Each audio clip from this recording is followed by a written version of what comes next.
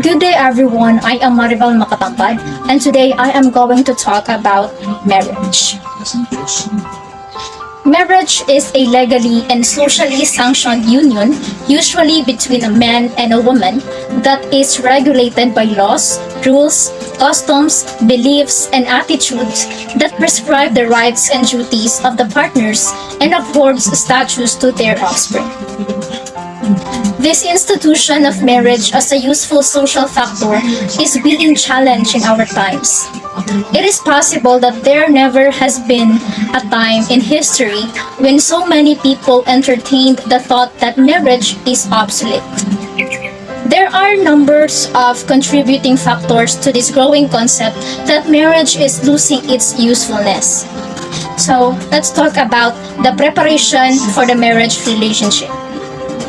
After a person has decided to receive Jesus Christ, the greatest decision ever to be faced in life is the selection of a lifetime partner, a husband or a wife.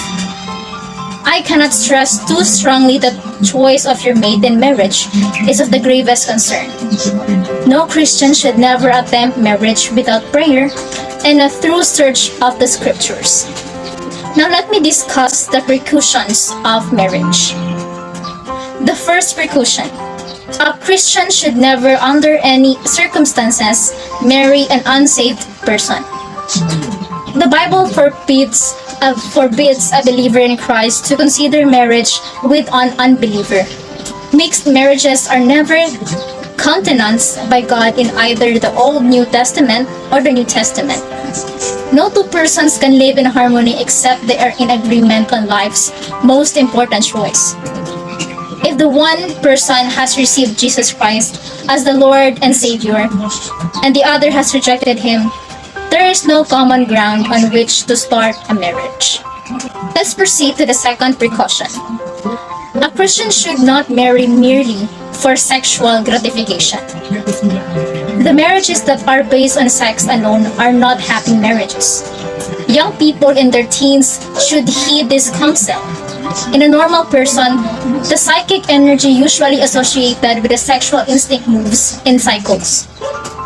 It strikes first when we are in our teens, and at such an early age, no person is mature enough to assume the responsibilities of marriage. Those first sex drives create a difficult and dangerous time for young people. It is an easy matter for any teenager to be carried away by an infatuation for a person of the opposite sex. Too often, such an unreasoning and uncontrolled passion has been mistaken for love, and this in turn has resulted in broken marriages. Now let's proceed to the third and the last precaution. Do not decide upon marriage as an escape from pressure. So now let's move on with our next topic, which is the 7 basic marriage types. Families naturally clustered into 7 distinct profiles according to David H. Olson. The first type is devitalized marriage. There are pervasive unhappiness with all relationship dimensions and considerable instability. Both partners have considered divorce. They are critical of each other's personality. Their marriage is strictly utilitarian. They tend to be younger, married a shorter time, and have a lower income than other couples. Many are minorities. More of them come from divorced homes, and more of them were previously divorced themselves. They stay together for lack of alternatives. The second type is the financial marriage, or the financially focused couples. These couples have conflict and are unhappy in their communication and the way conflicts are resolved. They are dissatisfied with the personal characteristics of their partner, and there may be bitter personal attacks. Their careers come before the relationship, and money or financial rewards hold them together. Their single relationship strength is financially managed. A high number of husbands and wives in such utilitarian relationships have considered divorce. The next type is the type number 3, which is conflicted marriage. They They are dissatisfied in many phases of the relationships: personality issues, communication, conflict resolution, and sexuality. And they may avoid or fail to settle issues between them. Instead, they focus on and gain satisfaction from outside experiences, such as the leisure, the children, religious life. But a high percentage of both partners have considered divorce. Next, the fourth type, which is traditional marriage. They are moderately satisfied with many relationship elements, with their sexual relationship and the way they communicate as are sources of distress. They are not as critical of each other's personality as types 1, 2, and 3. Their strength lies in a satisfying religious life and good interaction with extended family and friends. The marriage are relatively stable. These couples tend to be older, married longer, white, and Protestant. Next is the fifth type, which is the balanced marriage. They are moderately satisfied with most relationships areas, with real strength in communication and problem solving. The biggest problem is the financial management. They have a higher than average agreement on leisure, children, and sexuality. They place a high value on the nuclear family. Still, over a quarter have considered divorce. Next type is the sixth type, which is harmonious marriage. They are highly satisfied with each other, the expression of affection, and their sexual life. But they are self-centered, viewing children as a burden and parenting as a source of distress. It may be that when a problem develops in this family, it shows up in the child. Now we are down to the last type, which is the seventh type, the vitalized marriage. They are highly satisfied with almost every dimension of their relationship and get along well. They are personally integrated, have strong internal resources, and agree in most external areas. They develop difficulties but resolve them well. They are economically better off than most others and tend to be older, married longer, white Protestant. They tend to be in their first marriage and come from intact families. Some married people are both responsible for and responsible to another human being, and both halves of that dynamic lead the married to live more responsible, fruitful, and satisfying lives. Marriage is a transformative act, changing the way two people look at each other, at the future, and at their roles in society. So that's all for my topic. Now, I'm going to pass the floor to Miss Alice Ashana. Thanks to everyone. Let me discuss to you about abortion. Abortion is a procedure of terminating a pregnancy by removing the fetus or embryo. Nearly 26 countries do not allow abortion without exemptions. In some countries, it is permitted only to safeguard the mother's health and save her life. There are actually different types of abortion. Depends on the trimester and the child barrier's medical condition. This includes we have the six type of abortion, which are medical abortion, suction abortion, D&E, induction abortion, late-term abortion, and the last one is the spontaneous abortion. Now, let me discuss here the first one, which is the medical abortion. A medical abortion is done with the help of two abortion pills. We have the mifepristone, and the misoprostol pills. Alright, so when we say mifepristone is a drug that blocks a hormone called progesterone that is needed for a pregnancy to continue. Mifepristone, when used together with another medical pill called misoprostol, this end the pregnancy through 10 weeks gestation, 7 days or less since the first day of the last menstrual period. In the other hand, today the information of misoprostol, this used to elective medical abortion, cervical opening before surgical abortion. evacuation of the uterus in case of death, and induction of labor. The drug may also be used to treat and even prevent postpartum hemorrhage. At the end of it, these pills needs to be prescribed by your doctor and is illegal to sell them over the counter. If it is less than 11 weeks pregnant, the doctor might suggest to get medical abortion. And the benefit of medical abortion is that it doesn't require any anesthesia or surgical procedure. Medical abortion is not recommended for people who have anemia or serious blood clot problems. Also, people who are allergic to the prescribed medication, the IUDs, and fetus implantation outside of the womb. So taking the abortion pill at home, make sure to ask the doctor for proper directions on how or when to take the pills. So alright, so that's all for my part, and the rest will be discussed by my group mates. Thank you for listening. I hope you've learned something. Good morning, everyone. I am Janabi Dumagit, and here is the another type of abortion, the D&A. The abortion procedure is recommended for people who are later than 14 weeks of pregnancy.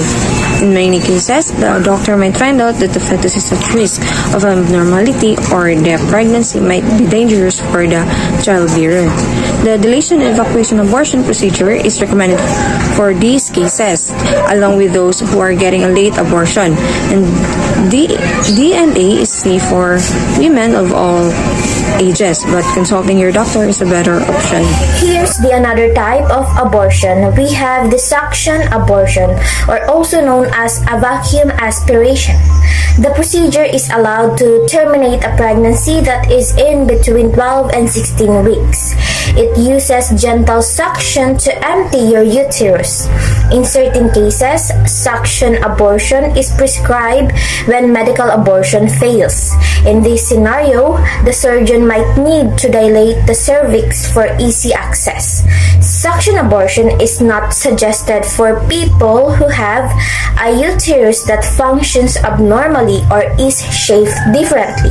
Second, have a blood clot problems. And last, have a pelvic disorder or infection. Here's another type of abortion, which is the induction abortion. Induction abortion is appropriate for those people who have crossed the 24th week of pregnancy and cannot get a dilation and evacuation for the D&E. The doctor will prescribe a pill that you need to take in the hospital setting, which will put you in labor and cause contractions to release the fetus. Induction abortion is ending a pregnancy by using medicines to start induced labor and delivery in the second or third trimester. This is done in the hospital. The doctor may also use a medicine to stop the pregnancy before induction. The induction medicines may be put in the vagina, given by mouth, or given through a vein or IV. Different medicines may be combined to make sure that the induction works, and to reduce bleeding, you will be offered medicines for pain. Most pregnancies are normal. Most women who have good care during pregnancy and delivery will give birth to a baby without problems. However, some women may have health conditions or pregnancy problems that may require special care or hospitalization during pregnancy. Hello, good day everyone. I am Abigail Sisibugan, and now I'm going to tackle the topic of late-term abortion. So late-term abortion are generally understood to take place during or after the 21st, 24th week of gestation, which is late in the second trimester. That gestational period roughly corresponds to the point of fetal viability, or when the fetus might be able to survive outside the womb with or without medical assistance. However, there is no precise medical or legal definition of late term, and many doctors and scientists avoid that language, calling it imprecise and misleading. They say late term may imply that these abortions are taking place when a woman has reached or passed a full-term pregnancy, which is defined as starting in the 37th week. Most countries ban late-term abortions, and are only allowed to be performed in the life or health of the childbearer is at risk. Reasons individuals seek abortions later in pregnancy include medical concerns such as fetal anomalies or maternal life endangerment, as well as barriers to care that delays in obtaining an abortion. Good morning everyone, I am Angelini Chano and I will discuss about spontaneous abortion. Spontaneous abortion by definition is that of the fetus. About 20 to 30% of women with confirmed pregnancies bleed during the first 20 weeks of pregnancy. Half of these women spontaneously abort. Thus, incidence of spontaneous abortion is up to about 20% in confirmed pregnancies. Incidence in all pregnancies is probably higher because some very early abortions are mistaken for a late menstrual period. Symptoms of spontaneous abortion include crampy pelvic pain, uterine bleeding, and eventually expulsion of tissue. Threatened abortion patients have uterine bleeding and it is too early to assess whether the fetus is alive and viable and the cervix is closed. Potentially, the pregnancy may continue without complications. Inevitable abortion. The cervix is dilated. If the cervix is dilated, the volume of bleeding should be evaluated because it is sometimes significant. Complete abortion. The products of conception are partially expelled. Next is complete abortion. The products of conception have passed and the cervix is closed. After a spontaneous abortion, parents may feel grief or guilt. They should be given emotional support and in most cases of spontaneous abortions, reassured that their actions were not the cause. Formal counseling or support groups may be made available if appropriate. The stigma around abortion can make it difficult for people to make the decision. However, general causes of abortion might include unplanned pregnancy. An unplanned pregnancy can raise different and sometimes confusing feelings and thoughts, and this is very normal. Even if a pregnancy is unplanned, it may still be wanted. Unintended pregnancy is among the most troubling public health problems and a major reproductive health issue worldwide, imposing appreciable socio-economic burden on individuals and society. Governments generally plan to control growth of births, especially wanted births as well as orphans and illegitimate births, imposing extra burden on public funding of the governments, which inevitably affects economic efficiency and leads to the economic slowdown too. Number 2, financially instability. Economic concerns are the most commonly cited reasons women choose an abortion. There are numerous reasons why one may feel financially unprepared to be a parent.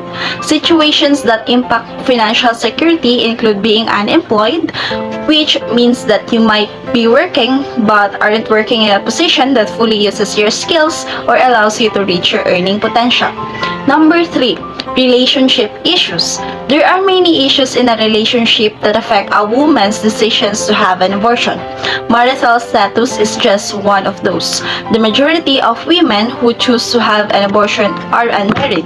According to the survey of Well Health, 85.5% of those who had abortions were single women. For some of these women, the fact that they are unmarried contributes to their decisions to seek an abortion. About 8% of those responding to the survey of reasons of having an abortion specifically note that they do not want to be a single parent. About 5% of women say that their choice was influenced by family. This may be because they believe their family will not support them. A small percentage of women also that they were directly pressured to have an abortion by family and friends. Being in an abusive or unhappy relationship can affect a person's decision.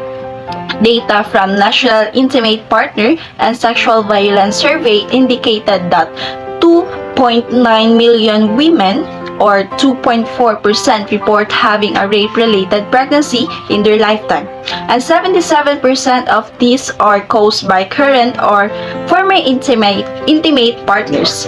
Other studies have shown that 1% of women disclose their reasons for having an abortion is due to rape or incest, and 50% of women who have rape-related pregnancy choose to have an abortion. Number 4, health concerns. Abortions are related to health issues. These can include concerns for the woman's health related to serious illnesses. At times, the pregnancy itself can be a high risk to the mother's safety and well-being. According to the Centers of Disease Control and Prevention's National Pregnancy Mortality Surveillance System or PMSS, nearly one-third of all pregnancy-related deaths occur during the pregnancy. There may also be worries about the health of the fetus after a medical condition is diagnosed during prenatal testing or due to the abuse of drugs or alcohol. Number 5. Not ready emotionally or mentally. Many women think that it is not the right time to have a child. In some instances, women may feel they are too old, too busy, or not yet ready. Similarly, some women felt that they are not yet emotionally or mentally prepared to carry a child or even handle a pregnancy. They may choose to have an abortion because they want to avoid changes to their educational plans or careers, or they want to wait until they are most settled in life. Hello guys, I'm Lucy Dicena and now we are going to talk about the divorce. So what is divorce? So a divorce is a court judgment ending a marriage. So the court requires a legal reason for the divorce in addition to legally ending your marriage. So the court looks at other issues that need to be decided before the divorce become final. And second, is divorce my only option? So the answer is no. Because married couple may choose to live apart from each other but remain married for religious, personal, or financial reasons, or for the sake of their children. So you may decide to seek a judgment of a separate support or a judgment of support. And also, a judgment of separate support can decide custody. And last, what is the difference between a divorce and separate support? So the main difference is that a judgment of divorce ends the marriage, and then a judgment of separate support does not end the marriage. So in realization, there are shockingly few divorce-related movies in this nation where neither spouse is made into a cartoon villain or unexpectedly written out of the plot, and despite the fact that 1 million individuals file for divorce each year. So it's natural to get swamped by the injustice sorrow of its all when you were facing unwelcome divorce. So that's all, and have a good day everyone. Number 4. What is legal separation? There is no legal separation in Massachusetts. You do not have to get court permission to live apart from your spouse. It is legal to live apart from your spouse. We do have separate support cases in Massachusetts. To get a judgment for separate support, you will file a complaint for support. In Massachusetts, spouses can make separation agreement. A separation agreement is a written agreement signed by the husband and wife. What issues are decided in a divorce case or separate support case? Some of the issues that need to be decided in a divorce judgment are custody of children, support of children, parenting time or visitation with the children, division of assets, for example, pensions, bank accounts or stocks, alimony or support for the spouse, division of personal property, the division of debts, for example, credit cards or electric bills, taking back the name you had before you got married, and possibly an order for protection from abuse.